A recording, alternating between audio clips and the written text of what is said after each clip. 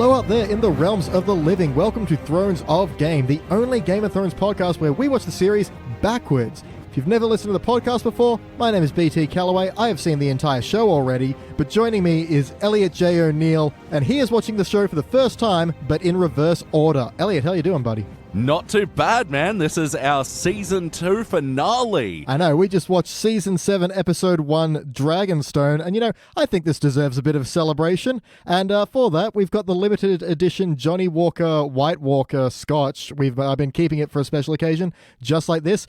We're going to do a review of it live. I mean, in the sense that we're not going to re-record it. Yeah. This is happening as it is, and we're going to fake a cheers now, so... Cheers. And down the hatch.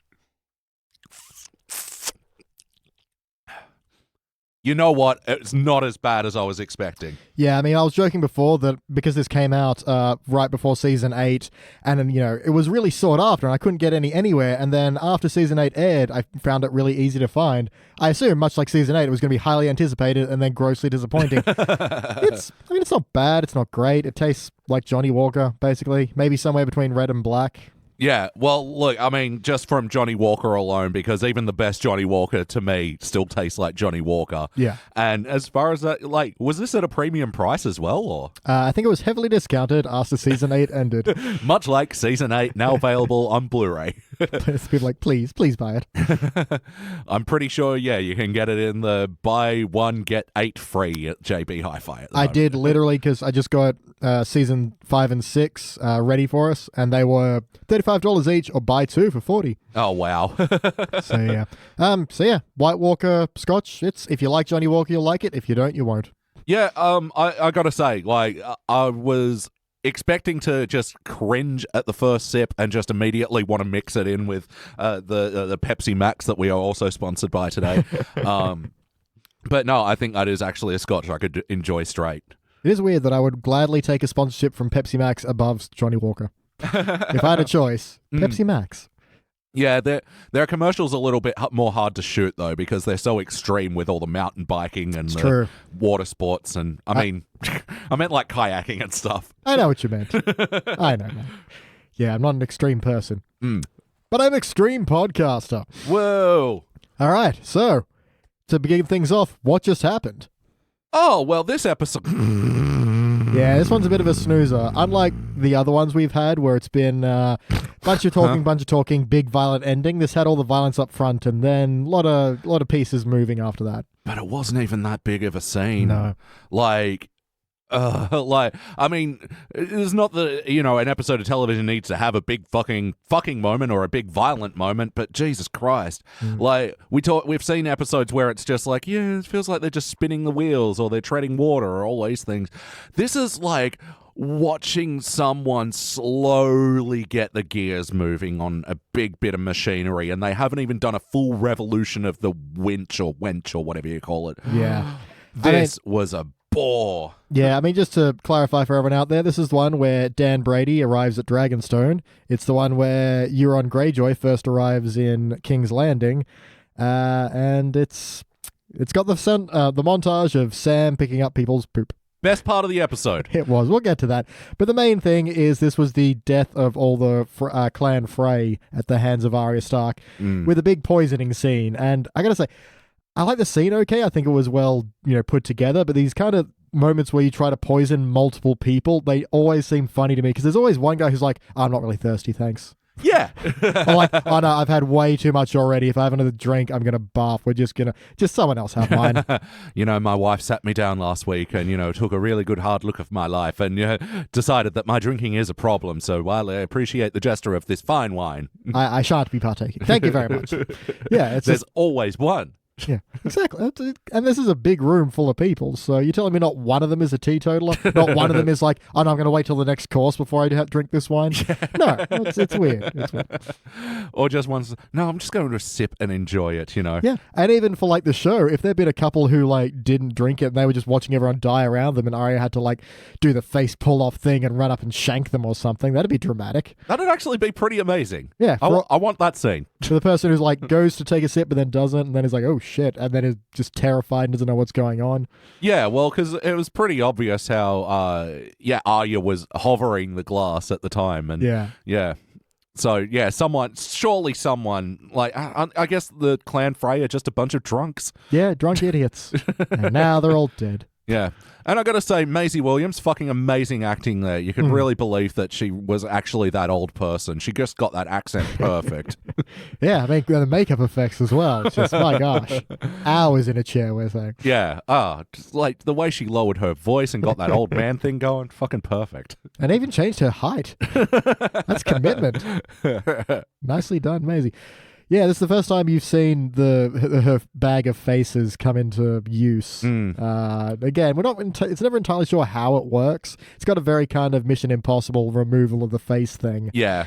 So, but again, even just in her actual acting, pretty good. That kind of vengeful glee that she's got going on, just watching everyone cark it. The good line of, if you leave one wolf alive, the sheep are never safe. Sorry, I have to do salad fingers. Sorry. If you leave one wolf alive, the sheep are never safe. That was not the right accent, Ben, but whatever. Yeah. But yeah, good scene for Arya, but yeah, much like this episode, I feel like it was just such diminishing returns. Every scene was worse than the last. I also have a problem with that this was before the introduction sequence, which is just really an off-putting thing. It's putting way too much focus on it. Like, they only do this one other time that I can remember. Yeah. Which we'll get to eventually. But it's just, it's drawing so much on it that something is up before you have any reason to suspect something's up. Yeah. Well, I mean, winter has come. I guess it's time for a cold open. Oh! Ding, ding, ding, ding. You win something. I don't know. Yeah. So what's next on the thing? I'm going to have a bit more scotch. Yeah, I mean, it's not bad scotch. Next is MVP. What is your most valuable part of this episode? Sam and the poop. Sam and the poop. Sam and the poop. Yep, let's cut to it. It's Sam at the Citadel and just the montage of books, bedpans, serving food, books, bedpans, serving food, books, bedpans, serving. Slops and plops and books. Yeah. I really wish there was a book word that rhymed with ops. Nope. Poop and soup and books. Sure, why not? I do like how they paralleled, the soup with the bedpans. That was disgusting. So nicely done. Yeah, well, especially when you're trying to sell the monotony of his day in, day out routine that, the bowls and the bedpans are starting to blur into each other a bit. Yeah, and it's just chore, chore, chore, chore, chore. Yeah. So this and the last episode, I think I'm finally coming around on old Samwise. Yeah. Like, I think I've been pretty down on him in the past and like, what the fuck is he doing in this show? He clearly doesn't belong. And I stand by that point. He still doesn't. He's still he from another series. Yeah.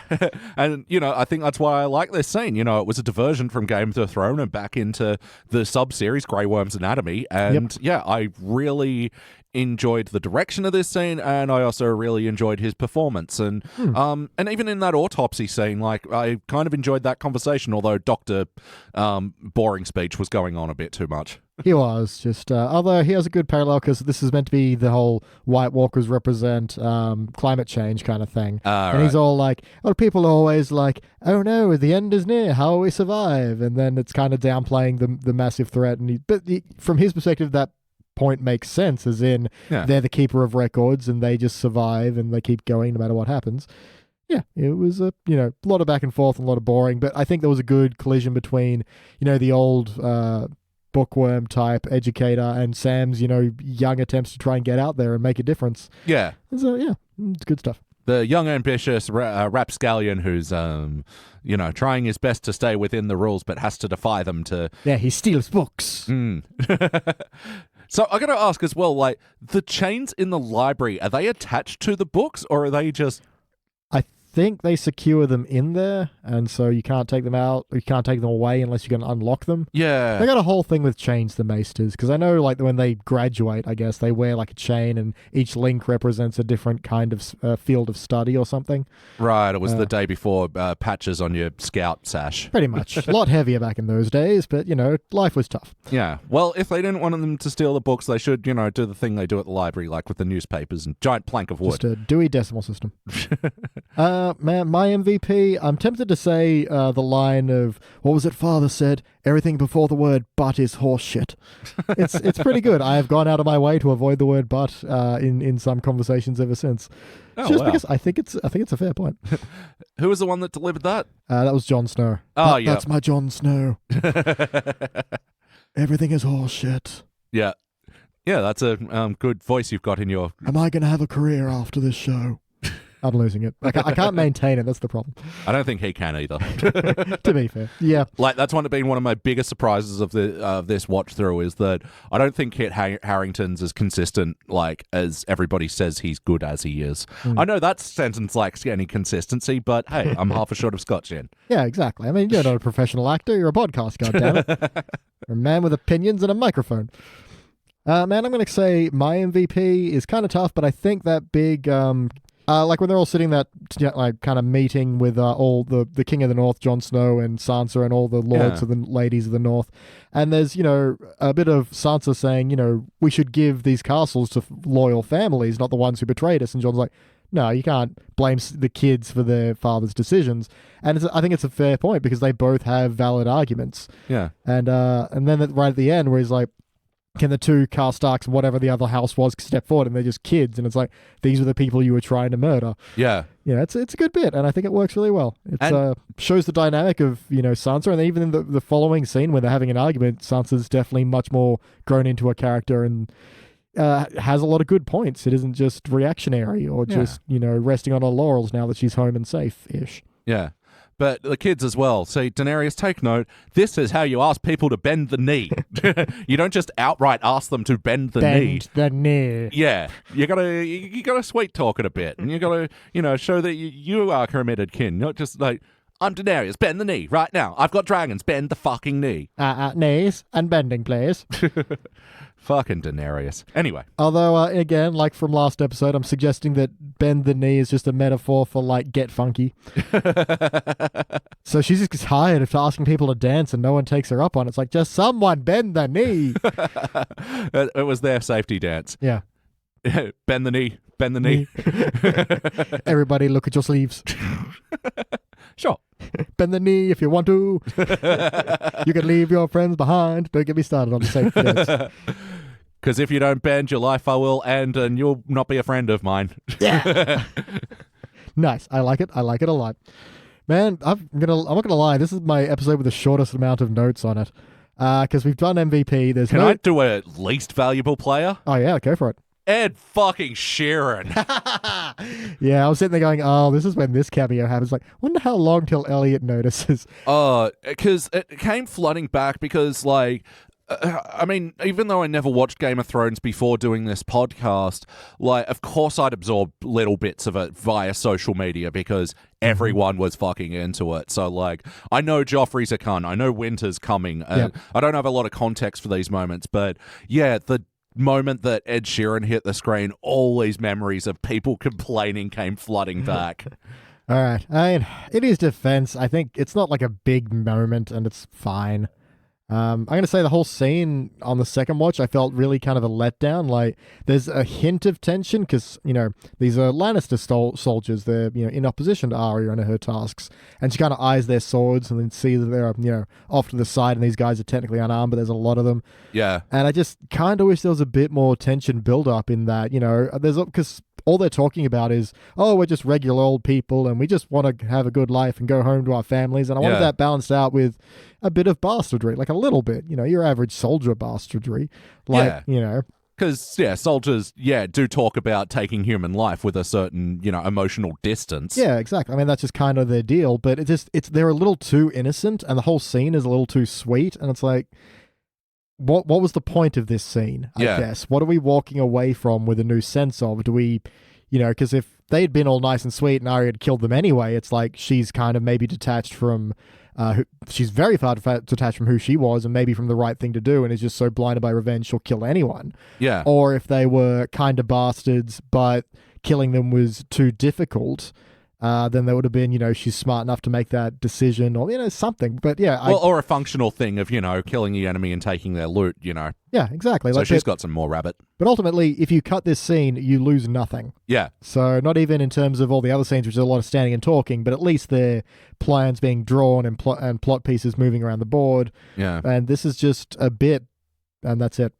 Do you, so obviously this is Ed Sheeran's first time in the show. Are any of these repeat soldiers or anything? Do you recognize any of them from the past? No. Yeah, so that's it again. You don't have any reoccurring characters in this scene that Ed Sheeran just happens to be in. Yeah. And that's why it sort of feels so shoehorned to me. And especially because his function, because he doesn't really partake in the conversation after doing his stupid little fucking song and going, huh, that's a new one. That's a song. Again, it's probably not his fault, but it's definitely his agent's fault, and it's definitely Game of Thrones' fault. No, this is when they're off book as well, right? Yeah. Because, George R.R. Martin did not write this scene into his books. No. Yeah, it serves without function, and it makes me wonder, was the entire scene written just to shove, the cameo in there? Well, I think it was. Yeah, because they've had cameos before. That's the weird thing. And cameos by musicians before. So we've mentioned before Mastodon, a part of the zombie horde. Yeah. The drummer from Coldplay is at the Red Wedding. Oh, wow. It's just little bits and pieces like that. And sure, fine. They're there if you notice it kind of things. This was a stop and look at our cameo. And it was stop and look, and then he's an extra in this scene that, doesn't really do anything. And, musicians are great cameos for this world because, they're all ugly bastards. Mm-hmm. Definitely Ed Sheeran looks like he belongs in this world. Yeah. But the whole function of him singing a song, fuck off. Yeah, they got him there to sing. And honestly, not as good as Podrick. Podrick is a much better singer. Well, that's what I was getting excited for. I started writing the note, are we going to have another Pipes of Podrick segment? Nope. That's why that scene is so great, because it's the only time ever in the entire show that suddenly, wait a second, Podrick is awesome. Yeah. He's the one that he's having a duel with Tilda. Tilda Swanson. Yep. Brienne of Tarth. Yep. Yeah, I'm slowly learning the names, but I'm sticking to the nicknames because I like them. They're much more fun. And then Tormund Giantsbane walks in, he's like, hey, tall woman. Yeah. I kind of, seeing his little crush in these last few episodes has made me a little sad that they didn't sort of pursue it a bit more later in the series, but, I'm glad she, lost hers to Jaime Lannister. Yeah, for the brief bit of happiness that afforded her. Yeah. Because, I don't think Tormund would have been as a kind of a lover. Definitely not. Definitely not as showered. That's a good way to put it. Yep. I'm just after a man who looks like he showers.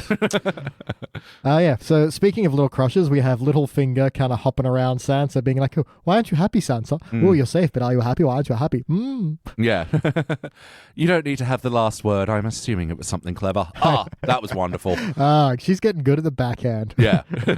Backhand to the Littlefinger. Oh, bam. Yeah, but he didn't really do anything else, just watch stuff and be like, ooh, I've got a little finger about that. Yeah, I think, again, I don't think it was any of the fault of the actors in this episode. I think it was the episode that was, and the writing that was letting them down, because I think the performances were, pretty fine. It was just the writing was so boring.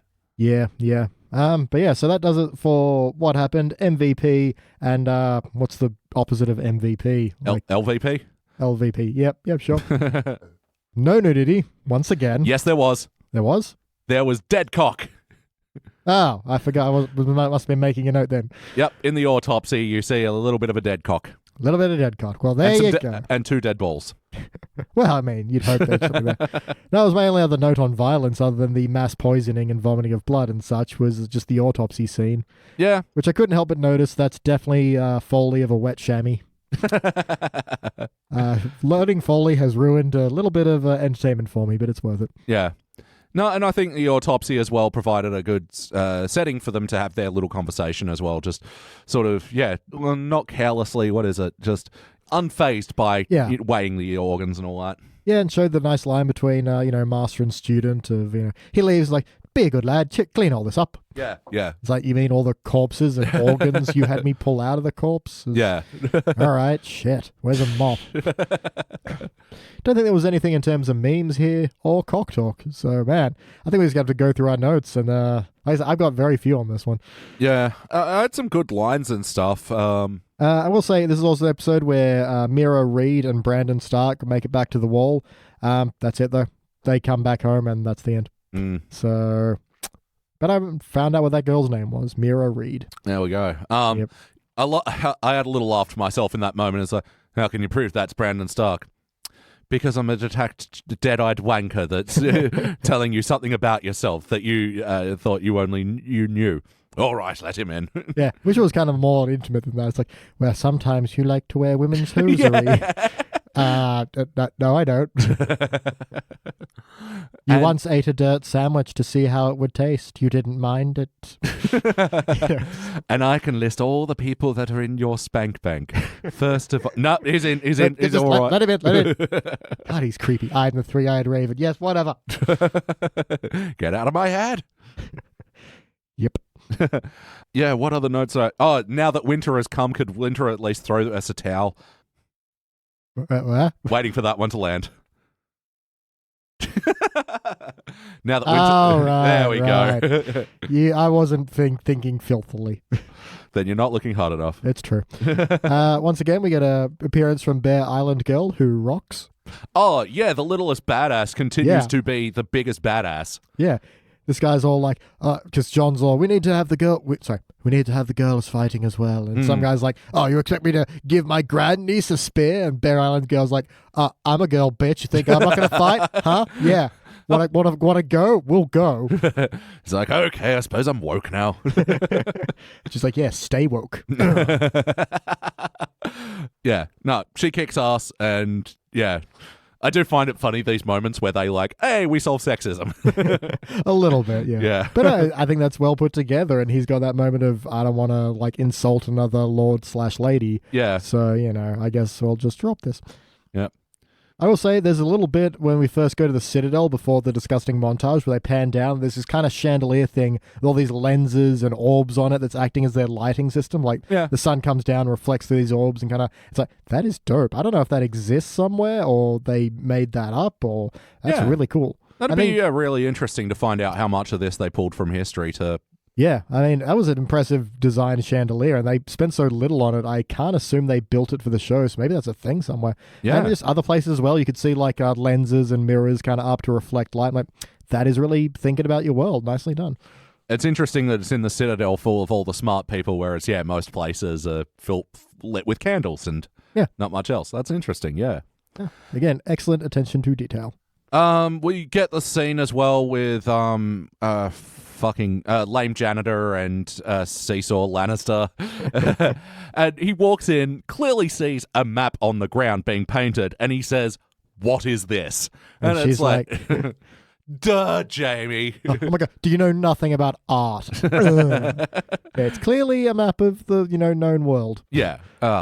And I even, because it took him a long time to walk in, I bet he says, "What is this?" I bet he says, "What is..." And he fucking did. And it's the Mona Lisa, dipshit. Yeah, I'm trying to remember if there used to be something else there, and that's why he's like, maybe slightly outraged that she's maybe painted over something, but I don't think so. I think painted over the original hardwood floors. I mean, they were... this has devalued the entire castle. This is heritage listed, we are in so much trouble. Yeah, I mean, could be. I'm trying to remember. I don't think there was... Maybe there was the Lannister emblem there. I don't think there was, though. And it was currently being painted as well, and they're just casually walking around on it. Yeah, it's like, dude, wet. Come on. And was that wine just conveniently placed as well? I mean, wine just follows Cersei around. Fucking A. She always seems to have wine to punctuate any of her goddamn points. Mm-hmm, pretty much. She likes a drink. Mm-hmm. So I'll also say, Dan Brady, when she arrives at Dragonstone... I know that Stannis Baratheon left this alone, empty, but why is no one squatting there? Yeah, it's a big, nice palace. Yeah, that stony throne. Yeah, doesn't look terribly comfortable. You'd think fishermen would be like, "This place is abandoned. Sick. I'm gonna I don't know, put my collection of nets here. Maybe hang out, get like a man cave going." Yeah. Yeah. And they got that little map with all the little ships and stuff. That'll be a fun game we can make out of that. Yeah, exactly. I really wish that, because they do this big grand bit where of her returning to her, home, her birthplace. Yeah. Just begin claiming her birthright, yada, yada, yada. But there's a bit where, the two guards are waiting to open the throne, and there's this kind of sense of, are you ready? We're going to open the gates to your throne room. You're going to be, oh my God, you are going to love it. And then there's cracking open. I just want one guy sitting there just eating noodles, being like, hi. Oh, what are you doing? My name is Doug. I thought this was abandoned. I mean, I could leave. I do have to get some stuff, but I mean, I could stay. I am Doug of Noodles, and oh shit, you're the dragon guy. Okay, I'm You out. have a lot of guards, don't you? Well, I'm just going to finish my noodles. All right, come on, kiddies. We've been usurped. Yep, come on. Yeah, would have been her first conquest. Yep. To conquest Doug of Noodles. That was like at the point where I'm like, okay, just end episode, fucking end, because yeah, it was like 5 minutes of just Daenerys touching various things. They land on the beach and she touches the sand. They get in the thing and she touches the throne, and then she touches the fucking toy map and shit. Oh my fucking god! Yeah, someone recut this with like just this. Someone going touch, touch. Milady, stop touching everything. Touch. Or like in Scrubs with Michael J. Fox, who has to bink everything before he starts his shit. Bink. Bing, bing, bing, bing. Bing, bing, bing, bing. I will say when they first landed as well, they're like swaggering in like, the group from Entourage. So I wrote Queen of Drag Entourage. Nice, nice. Yeah, it was very much, and here's where we're going to be standing and talking a whole bunch. Mm-hmm. Which they do. But that's behind us now. Yay. Mm-hmm. Season 2 end. Their Season 7 end. Oh yeah, the last bit is with the Hound and all the Lord of Light dudes who rock up to a farmhouse where he has some history. There's, there's some good lines. I mean, I think the Hound / Callous Face always has some good lines. But there's a good bit Sardine Klingon. Yeah, where someone's like, "Why are you always in such a foul mood?" And he goes, "Experience." Oh, that's what that mood. That was what my note was. I run it too close together. I think that should have been a meme. Yeah, because that is a total mood. Yeah, for sure. I think the mood meme didn't come up. Hadn't come up quite yet. Yeah. So yeah, but no, I concur. I got to say, this was one of the better scenes of it. I still think it dragged on a bit too long, and it just seemed like him and Eye Patch were in a baritone gravel voice battle for a while there. Pretty much. I don't like you. Well, why's that? Because you're a bastard. Yeah, well, whoever said you had to like me? I'm here for the Lord of Lords. He's not my Lord. Yeah. and one of my theories for going into this podcast was because, again, one of the things I learned from osmosis is that everybody in Game of Thrones dies. So it sort of occurred to me that when I started, if I'm watching the show in reverse order, if I meet a character at a start of the episode and it's the first time I've ever seen them, there's a good chance they're going to die. I am so disappointed Man Bun didn't die. Yeah, well, again, a good line from the Hound is like, you know what, I don't trust bald men who try to hide it. Get rid of that stupid Man Bun. Yep. Yeah.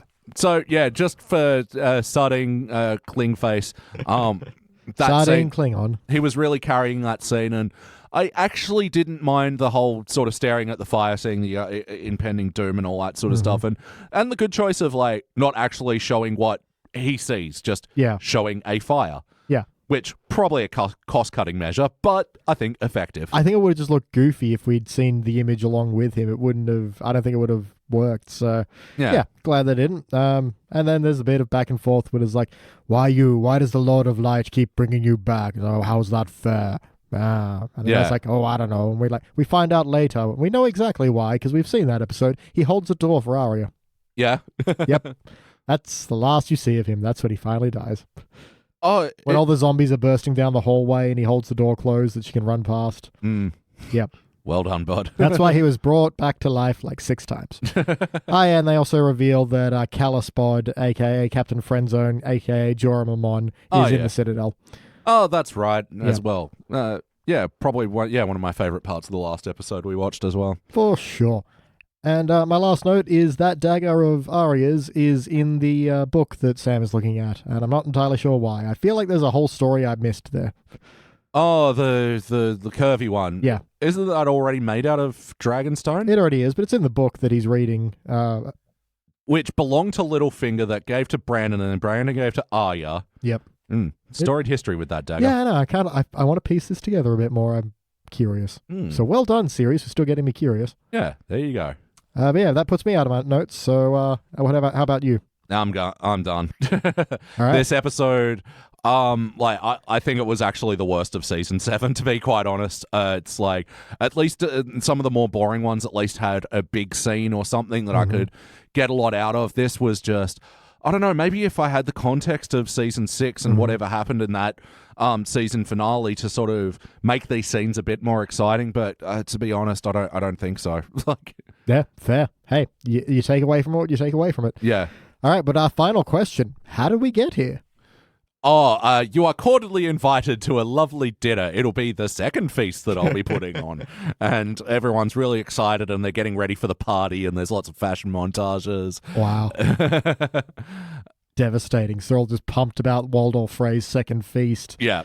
Just an entire episode build up on that. I'm for it. Yeah, to the tune of like a orchestral version of Walking on Sunshine. Whoa, whoa, whoa. Or what's the other good fashion montage song? Dress for Success. Yeah, let's go with that one. Get dressed for success. Yeah, it's definitely that. Yeah, so, here's to season 2, eh? Yeah, cycling keys.